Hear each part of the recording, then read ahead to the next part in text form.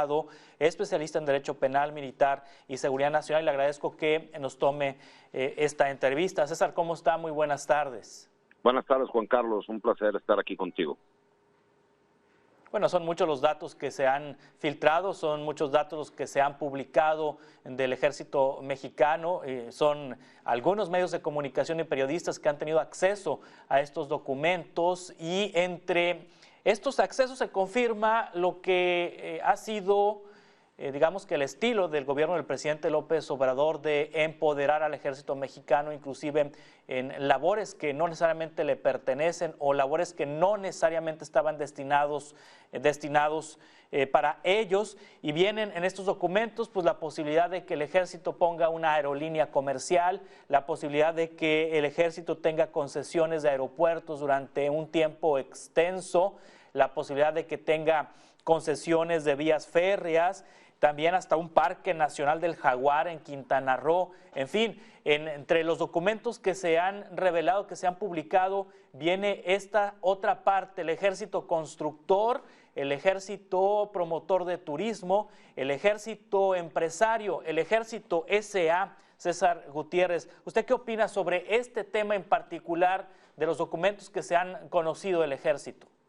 Fíjate, Juan Carlos, que en algún momento lo que ha estado intentando este gobierno es copiar un modelo que se llevaba en Chile. Cuando cayó la dictadura militar de Pinochet, se tenía un ejército demasiado grande, entonces se creó la ley del cobre en Chile. ¿Por qué? Porque era una carga presupuestal demasiado grande tener un ejército, y aparte para evitar un posible nuevamente golpe de Estado después de lo que había sucedido con Pinochet. Esta ley del cobre lo que hacía era que todos los recursos que se sacaran de la explotación de minas de cobre, el 12% iría a las Fuerzas Armadas, en específico al Ejército.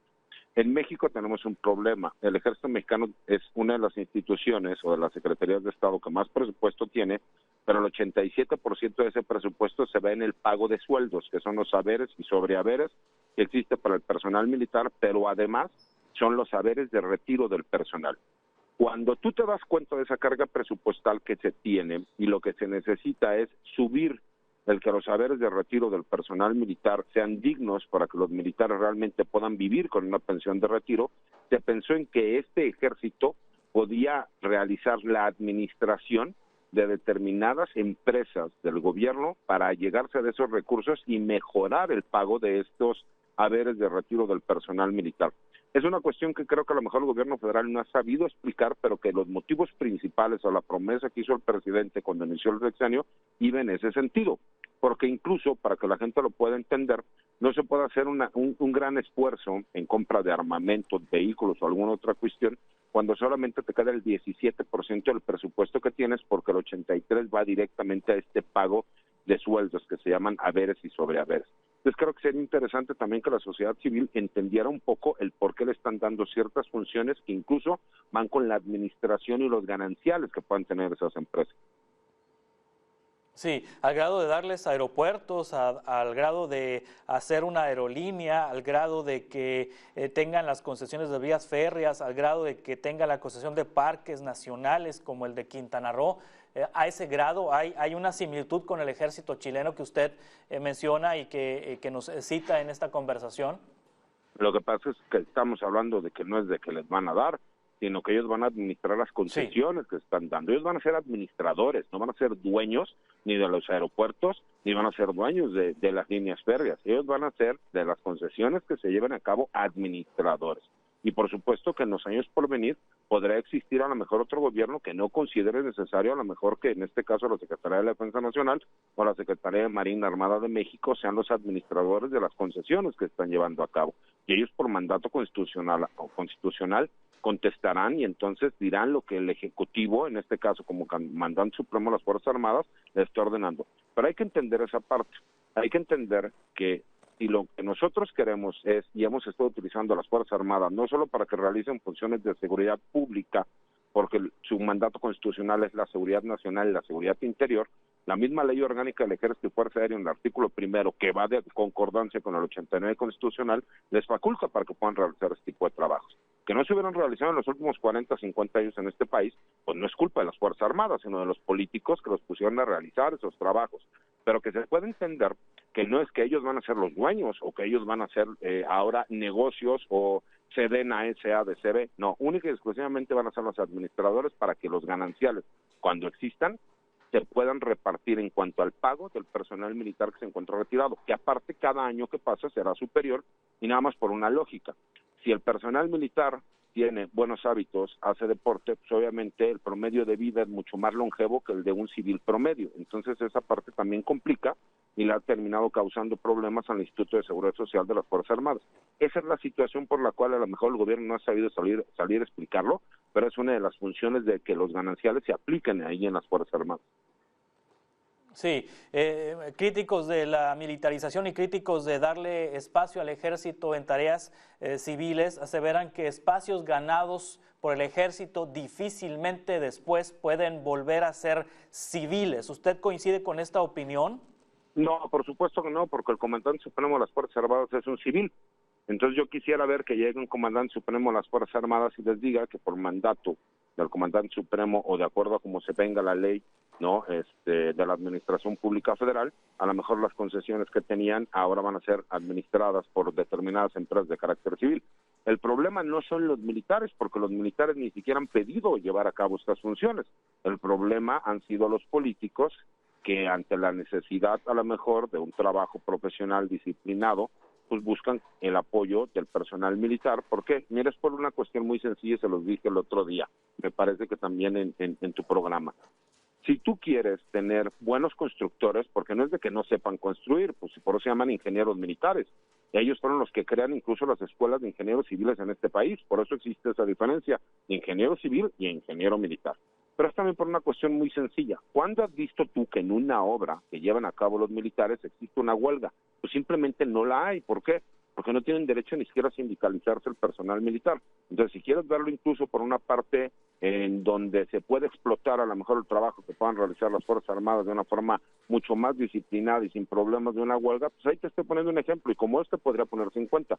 Yo no veo una problemática porque los militares en este país lo han demostrado. Son el único país de toda América Latina que en la época moderna nunca ha habido un problema de que pudiese existir un golpe de Estado militar. Si en el próximo sexenio, quien sea el comandante supremo o la comandante suprema de las Fuerzas Armadas toma la decisión de que ya no sean ellos los que realicen esas funciones, sin problema ellos dirán, perfecto, usted nos dice que nos entregamos, que nos hagan las auditorías, se acabó. Ese no es el problema, son los civiles que los han utilizado. Sí, ¿cómo saber si son mejores administradores? Porque en el tema de transparencia es muy difícil acceder por motivos de seguridad nacional, bajo la justificación de la seguridad nacional, a información del ejército. Si no es por estos documentos que se hackean a partir de una circunstancia de inseguridad cibernética que tuvieron y que hackeadores tuvieron acceso a estos correos electrónicos, muchas cosas no nos enteraríamos. Pero si lo queremos hacer a través de la ley de transparencia, difícilmente se puede obtener información del ejército por la vía formal, porque se argumentan motivos de seguridad nacional. La propia ley de transparencia, la legislación en la materia así lo establece. Si es un asunto de seguridad nacional, pues se niega la información. En ese sentido, ¿cómo podemos saber si son mejores administradores los militares que los civiles? Mira, de entrada a los militares no les gusta que lo estén cuestionando. Es un problema que ha existido desde los tiempos post-revolucionarios, ¿no? Y también sí que el pacto de impunidad que se crea, en donde de repente se acaba el poder de los generales que eran presidentes en este país, y entonces los políticos toman el poder, los políticos civiles, le dicen a los militares, tú vete a lo tuyo y nosotros no nos metemos en eso. Y desafortunadamente la rendición de cuentas pues no le gustan a los militares, pero sí podemos nosotros observar, pues por supuesto con los trabajos que han estado realizándose. Nos puede gustar o no nos puede gustar, pero existe un aeropuerto internacional que es un aeropuerto mixto porque es una base aérea militar y es un aeropuerto internacional que es el Felipe Ángeles. Y ahí está y ahí existe. Entonces, obviamente, pues nosotros podemos ver si los resultados fueron correctos o incorrectos. Por supuesto que en los años por venir habrá las auditorías para saber si lo que nos dijeron que costaba un peso realmente costó un peso y si hay una justificación para que ese peso se hubiera subido a 1.50 o se mantuviera en un peso.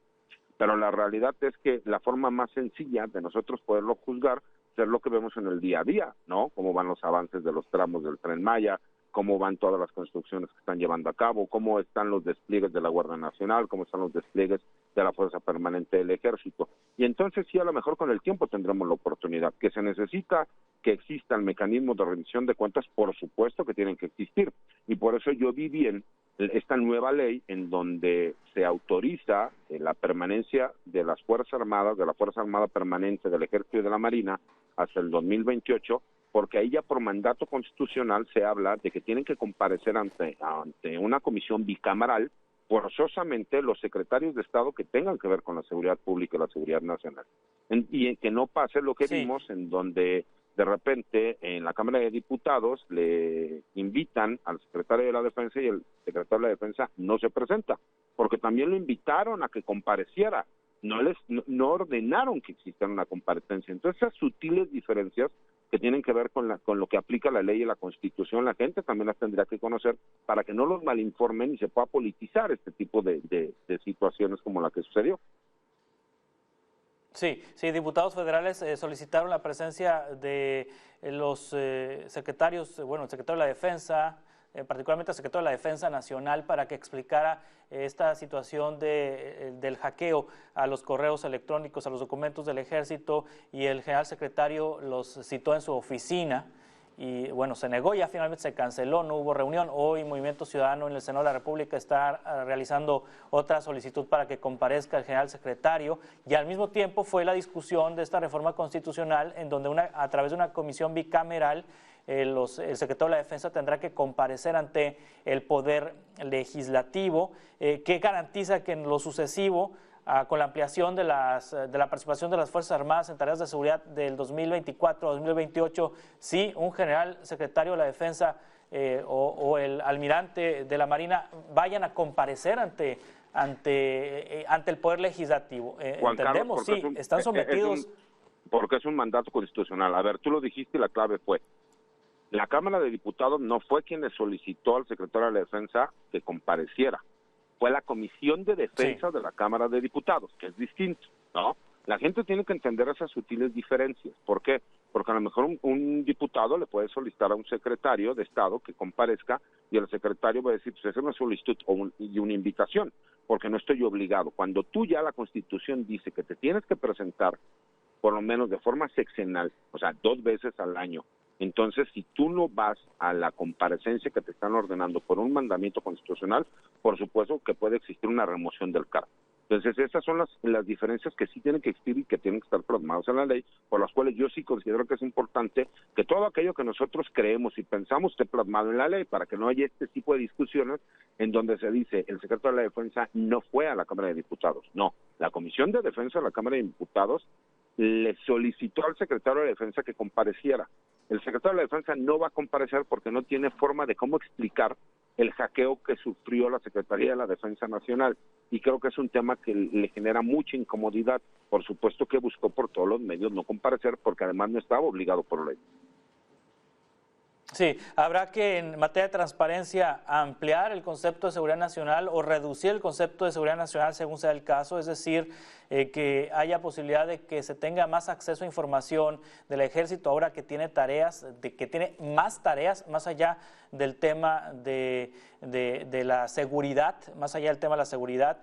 Es decir, que no se justifique a un peticionario a través de la ley de transparencia que por seguridad nacional no se pueda proporcionar una información, por ejemplo, de este Parque Nacional del Jaguar, de alguna concesión de aeropuerto, de algún asunto de carácter administrativo, porque pues está muy fácil para el Ejército decir no te doy la información porque soy un sujeto obligado que por seguridad nacional no me permite la ley darte esa información. Habrá que también pensar en, así como se hizo esta comisión bicameral de que van a comparecer los militares, habrá que pensar también en una reforma de la ley de transparencia para dar más acceso a la información del Ejército. Sí, por supuesto, y considero que es pertinente, y más cuando tiene que ver con erogación de gastos del presupuesto, ¿no? Pero además, yo creo que los legisladores aquí ya tienen una gran oportunidad para que las rendiciones de cuentas se puedan llevar a cabo. Yo en lo personal creo que hizo un buen trabajo la Cámara de Senadores cuando hizo las modificaciones a la minuta de la Cámara de Diputados, porque sí le puso candados a lo que es la participación de las Fuerzas Armadas, de la Fuerza Armada Permanente, en apoyo de la seguridad pública. Pero por lo mismo, esa misma Cámara podría solicitar que en cuanto a la transparencia que se necesita, tanto la Secretaría de la Defensa Nacional como la Secretaría de Marina Armada de México tendrían que, por lo menos al Poder Legislativo, darle la oportunidad de que conozcan en qué se gastan los presupuestos, cómo son ejercidos, cómo están llevando a cabo. ¿Para qué? Para que sí exista un control. Tenemos que entender algo. Los militares son tal vez de las mejores instituciones que hay en este país, pero siempre es necesario que todas las instituciones estén checadas y verificadas. Y dejémonos de politiquería, ¿no? Por cuestiones incluso de seguridad nacional, es bueno saber en qué se están ejerciendo los presupuestos de las mismas secretarías de Estado, en este caso Defensa y Marina. Sí, César Gutiérrez Priego, abogado, especialista en Derecho Penal Militar y Seguridad Nacional, le agradezco mucho que nos haya tomado esta conversación. Estamos en contacto, si le parece, para futuras entrevistas. Claro que sí, Juan Carlos. Paso buenas tardes. Hasta luego. Igualmente, hasta pronto. Continuamos con más en 2 minutos.